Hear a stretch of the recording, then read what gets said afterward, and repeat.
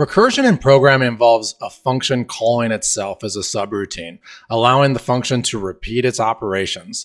This technique is powerful for solving problems that can be broken into smaller, similar subproblems. In recursion, there are typically two main parts. You have your base case, which is a condition that stops the recursion to prevent an infinite loop. And then you have your recursive state where the function calls itself with modified parameters. Recursive functions simplify complex tasks by dividing them into simpler instances of the same task, often leading to more elegant and concise solutions compared to iterative approaches. So let's open up our terminal. Let's create a new project real quick. So cd into our desktop and do mix new, and we'll just call this recursion.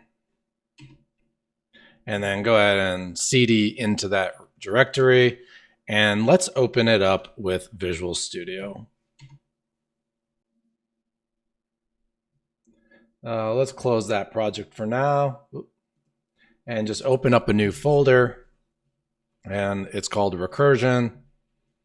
And let's just expand our lib directory and open up recursion.ex, delete the hello world. And let's go ahead and do a really basic recursive function here. Like I said in the definition, you always have a base case. So the base case ends the recursive action. And so let's just do a really easy one. Let's make recursive functions that count down. So we'll pass in a number and it will count down from, like, so if we pass in 5, it'll say 5, 4, 3, 2, 1. And then when it hits 0, it will be finished, okay? So to do that, we're gonna just create a function called countdown, all right? And our base case, so when it hits 0, we want our recursive action to stop. So then we will just do, a simple IO puts, and we'll say finished. And then we're going to want the recursive part of this. So if the number passed in is not equal to 0, it won't pattern match to our base case. All right. So if we do def countdown, now they always need to be named the same thing. And this time we'll have a argument variable and we'll call it n.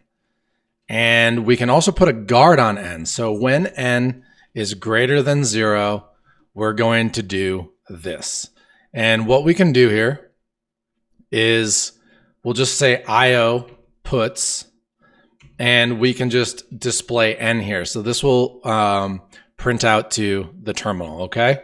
What we want to do now, though, is inside of this function, if n is greater than 0, after we display the current n to the terminal, we need to call ourselves the function again. So within the function, we call the function.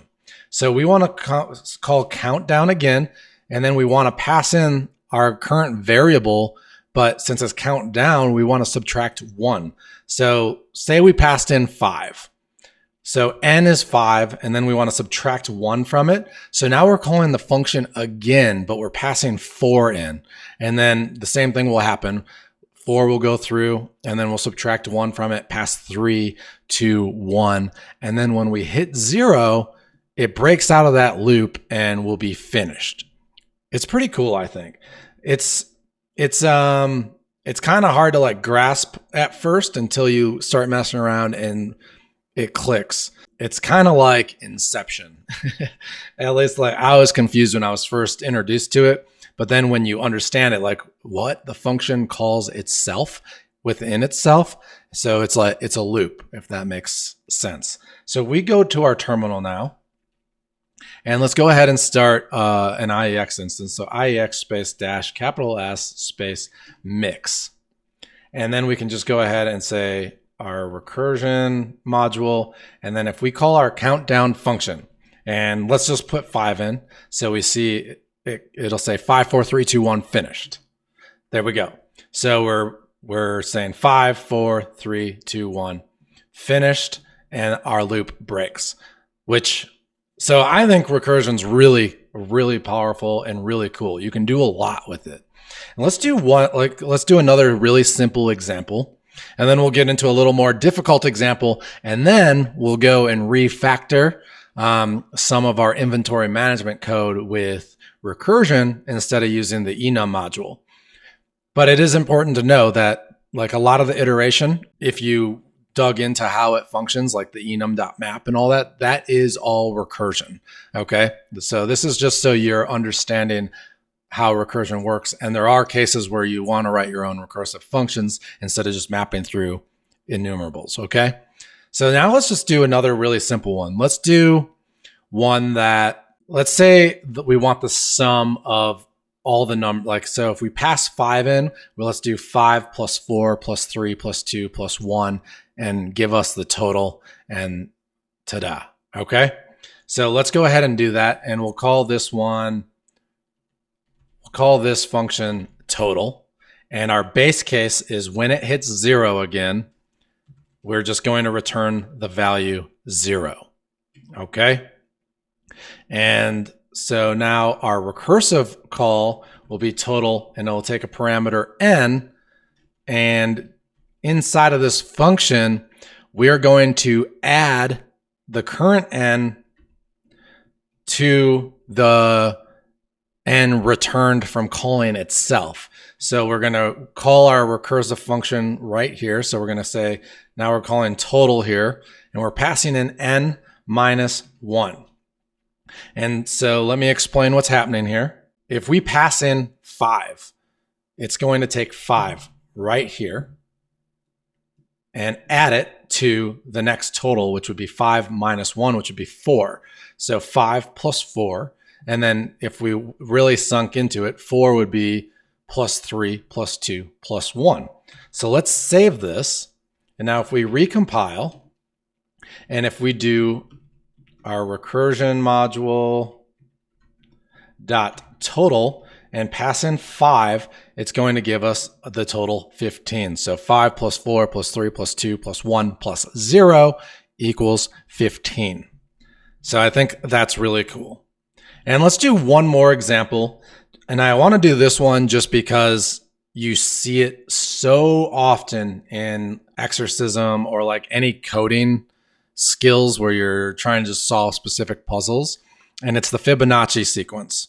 And I'm not going to do a very good job explaining it. You guys can look it up. But basically, the Fibonacci sequence, if the value is 0, it returns 0. If the value is 1, it returns 1. And then once you're past 1, so if the value is 2, you take 2 minus 1, which is 1, and 2 minus 2, which is 0. So the value for 2 is 1 as well. And so you always take the value minus 1 and then the value minus 2 and add those two together. And then that's the Fibonacci sequence, and you add all the sequences in a row till you run out of numbers. So let's go ahead and do this. And so we kind of have two base cases here. And that's why I want to use this as an example. And we'll call this Fibonacci. And our first base case is if the value is 0, we want it to return 0. And then our another base is if the value is 1, it has to return 1 as well. So those are like the primary rules, right? And then we have our recursive function piece. And we'll do Fibonacci. And this is going to take a variable n, and we'll have a guard here. So n has to be greater than 1 for this function to work, okay? And now we're going to call our function twice within our recursive state here. So we're going to actually call Fibonacci, and we're going to pass in n minus 1, and then we're going to add it to the same thing. So Fibonacci, and then we're going to pass in n minus 2. And then it's going to do that all the way until we hit 0. And then it will return a value to us. So that will be the Fibonacci sum, I suppose you would call it. And I think this one is cool because we have, two base functions And then we have our recursive function that calls itself twice before you can even get, you know, a value or a response. So let's save this. And if we go to our terminal and let's recompile this. And so now if we call our recursion module Fibonacci and then pass in a 5, it returns 5 to us. So let's try another number. Let's pass in Fibonacci 8 and we get 21 back. So with that little example of recursion, now let's go ahead and we can get out of this terminal, CD back to our desktop, and let's CD back into our shopping cart app. And I'm going to just do IEX space dash capital S space mix. And let's open up our shopping cart app and let's refactor some code. So shopping cart and inventory manager. So you see here we have, you know, Enum.map, Enum.map, and Enum.find. These are all iterative functions that we can replace with recursion. Now, personally, I think using like .map, like where you can use these built-in functions, they use recursion in the background, right? So if there's not a specific reason you're using recursion for like readability, I wouldn't just go and do it, but we are going to refactor these just so you can see how they work refactored in a recursive manner. Okay. So if we create get product, and instead of using Enum.find, hi, I'm Jacob. My YouTube channel and podcast reach thousands of engaged Elixir developers every month. If you're looking to promote your developer tools, services, or job opportunities to a focused audience of Elixir professionals, head to elixirmentor.com and let's discuss sponsorship options. We're going to create the recursive version of it. Okay. So I'm not going to delete this, but I am going to comment it out so we can replace it with our recursive calls. So to get a product, I like to keep the function that we were calling originally. So we were calling get product, and we were passing in our inventory list and the name that we were retrieving. And within this is where I want to call our recursive function. And then underneath, you can make, I'm going to make all the recursive calls private to this module. So def p, and then we're going to call it find product. And basically our base case, when we have an empty list, we want to break out of our recursive loop. And so we're going to still be taking a name that we don't care about and then return nil. All right. And then we're going to need a case for returning our product when we find it. So find product. And now we're actually going to we can use head tail notation and pattern matching to find our product with recursive calls. All right, we have our head and then cons operator tail, right? And then, so this is our inventory and we're trying to match our name being passed in. And when we do match it, we want to return the product found. And our head, we can actually pattern match. So our head is actually one single product, right? So our one single product is our head. But how can we make sure that it equals the name that we're looking for? Well, we can pattern match like this. We can say this map that we're pulling out of our product. So we're looking for the key name and then the name of the variable being passed in. So when this key name matches the name we're looking for, that's the product we want to return. All right. So we're calling find product right here. So we're going to call and we're passing in our inventory and the name we're looking for. And this is our recursive call. So we're taking the head of our inventory, and when it matches, we return our product. And when we're have an empty list, no items left, we return a nil. And that would break the loop. So that would mean we didn't find our product. But if we find our product, we return our product. But now we need the recursive function that calls itself. And this is where the iterative part starts. So it's going to be called find product. And then in this function, we're going to basically the head doesn't match. So we don't care about the head. In our case, we'll call it the product, cons operator, and then we have the rest of our inventory. All right, this is the tail of our inventory list. And then we have the name we're searching for. And now inside this function, this is where we call find product again. So we're going to call find product, and we're going to pass in the rest of our inventory, which is our inventory list minus the first item. And then we're going to pass in back our name that we're looking for. So we have three functions here. One, if the list is empty, which means we have gone through everything and we never matched a name, so we return nil. And that's what enum find does, right? It returns nil if nothing is found.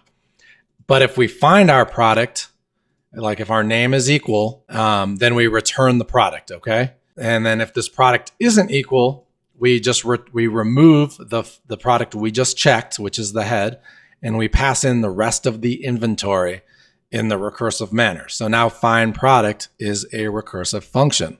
All right. So if we go to our terminal and we recompile this project. Okay. So we're just going to create an inventory variable real quick, and that'll be inside of a list. And we're going to have our first map with a name with Apple, price of $276, quantity 5, and then reorder level 10, and reorder amount of 20, and then close that map. And then I'm just going to copy this so we can make it faster, comma, and let's go ahead and paste that in below. And we'll make this our orange. So I'm just going to change the atom here. And then our price, will make it $296 just to make it different. Change our quantity to 10 maybe. And then let's go ahead and close off the square bracket so we have an inventory list. All right, so now when we test this, we can say inventory manager dot get product, and we can pass in our inventory, and then we want to search for an apple, and there we go, we get our apple back with quantity 5. So our recursion works the same way as it did before, which I think is pretty cool. Now, why don't we do this one more time? We're going to update our update inventory. So we're going to create our update inventory, but make it function as a recursive function, okay? And like we did before, I'm just going to comment that out. And I'm going to paste here, and we're going to keep our function call the same that calls our recursive functions. And then underneath here, we're going to make a bunch of private functions again. And so def p, and we'll call our recursive sequence here, we'll call it update products. And our base case is going to be an empty list, and we're going to have our name and amount, and then our updated inventory is essentially our like accumulator. All right. And then when this happens, so when our list is empty, we want to return our updated inventory. So that's our base case. And then our case that we're going to be doing all the work in. So def p is going to be update products. Now we want to grab the head of our inventory, which is going to be our product. And then we have the rest of our inventory, right? And then we have the name and the amount that we need to subtract. and then our accumulator, which is our updated inventory. And then inside this function is where we're going to match the name of the product and then subtract the amount from the quantity. What we're going to do inside here is we're going to check we're going to say updated product as a variable.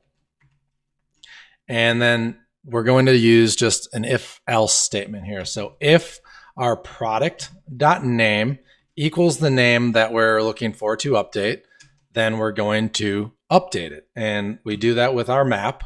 So we have our product that we're updating, the product map, and then use the cons operator and the key that you want to update. So we've already done this stuff, and we're updating our quantity.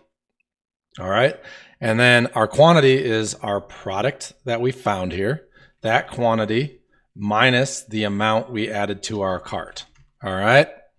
And then we need our else block if this isn't the product that matches what we're updating, we just return a product untouched. And then at the end, outside of this if block, what we do is, so we're updating the product to updated product, or we're just returning an untouched product. Now we need to call our function, our recursive function. We need to call ourselves here. So now we're going to call update products.